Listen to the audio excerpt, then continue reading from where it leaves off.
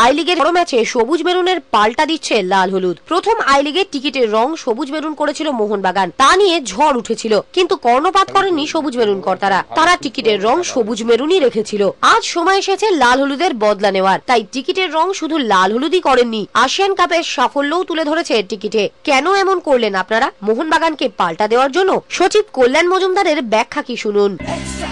এত বড় international achievement তো ভারতবর্ষের কোনো ক্লাবের নেই, সেই ভাবনা থেকেই ওটাকে তুলে ধরছি। একটা সুযোগ আমাদের সমস্ত সমর্থকদের কাছে, সদস্যদের কাছে আরেকবার মনে করিয়ে দেওয়া যে look, this is the club you are supporting.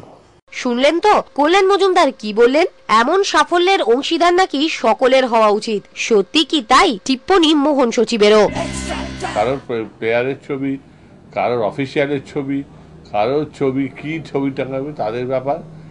সেই যদি গানের আর্টিস্টেরও ছবি লাগায় তাহলে আমাদের কি বলার আছে।